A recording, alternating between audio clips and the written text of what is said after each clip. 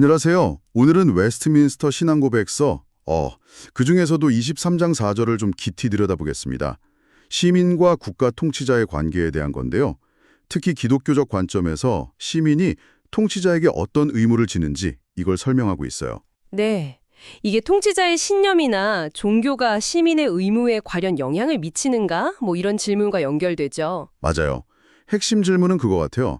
만약에 통치자가 우리의 신념과 다르거나 심지어 불신자일 경우에도 이 고백서는 어떤 의무를 우리에게 지우고 있을까요? 네. 자, 한번 자세히 살펴보죠.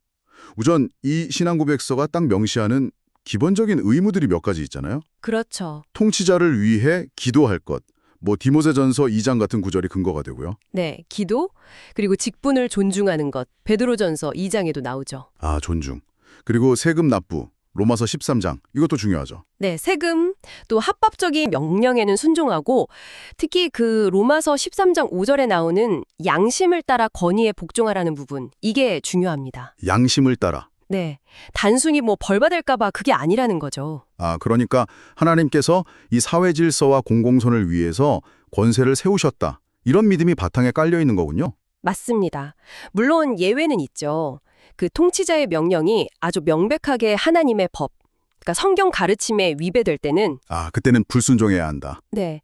사도행전 5장 29절 말씀처럼 사람보다 하나님께 순종하는 것이 마땅하다. 이게 또 원칙이니까요. 그렇군요.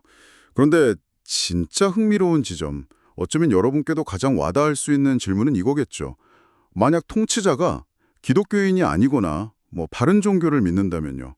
그래도 그 권위를 인정하고 따라야 할까요? 네. 이 신앙 고백서는 그 점에 대해서 아주 단호합니다.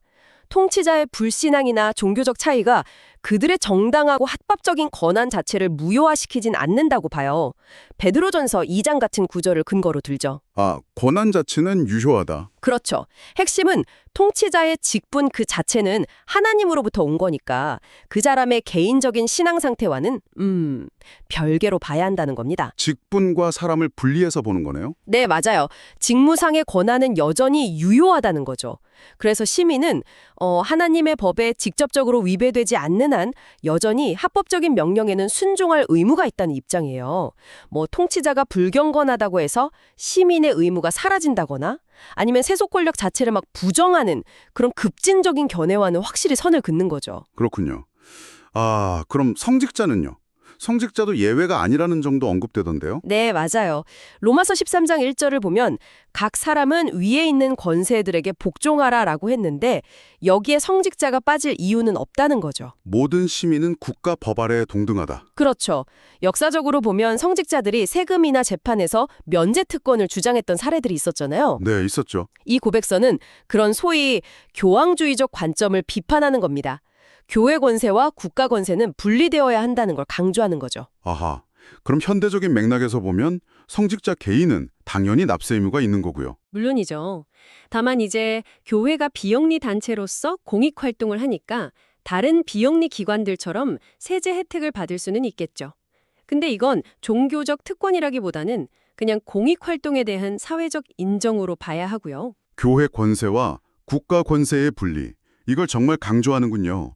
그럼 그 교황의 권위에 대해서는 좀 더 구체적으로 어떻게 이야기하나요? 특히 세속 통치자와의 관계에서요? 네, 이 부분도 아주 명확하게 선을 긋습니다.